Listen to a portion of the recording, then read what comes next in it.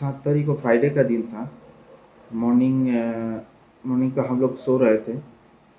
6:30 बजे अचानक सायरन का आवाज़ आया था। तो हम तीनों भाग के शेल्टर रूम पे गए थे। तो उसके बाद 6:30 से स्टार्ट होके 8:30 तक कंटिन्यू 2 घंटा रॉकेट अटैक हुआ था।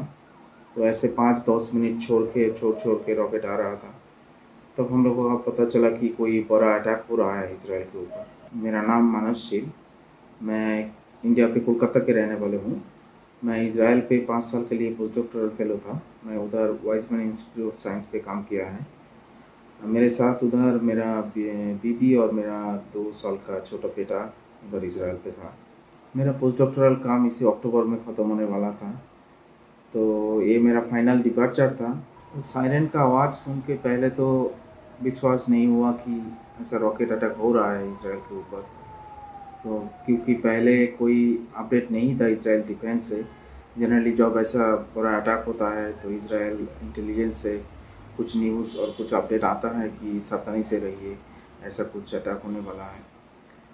तो पहले बिलीव नहीं हुआ, लेकिन बाद में जब हम लोग देखा कि 2 घंटे कंटिन्यू रॉकेट अटैक हो रहा है, तब हम लोग समझ गए कुछ बड़ा कुछ हो रहा है इधर।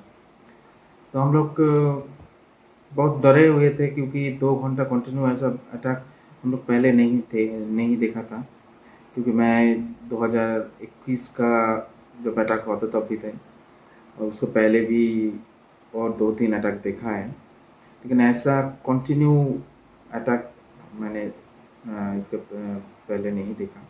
और सिचुएशन के ऊपर मैं भी नज़र रखता हूँ, कैसा उधर चल रहा है। मैं आज भी देखता हूँ बहुत सारे अटैक आज भी हो रहा है। तो काउंटर स्ट्राइक भी हो रहा है इज़राइल की तरफ से। तो सिचुएशन अभी भी शांत नहीं हुआ। इस परिस्थिति में उधर से निकलना बहुत आसान नहीं था, क्योंकि जो फ़्लाइट थे वो लगातार कैंसिल हो रहा था।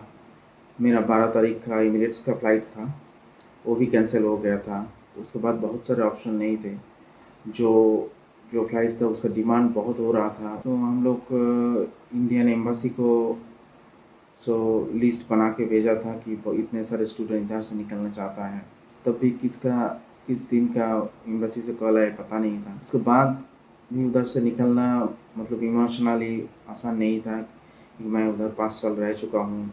मेरा फैमिली उधर 5 साल रह चुका है। मेरा बेटा का उधर जन्म हुआ था। तो इमोशनली हम लोग बहुत अटैच थे।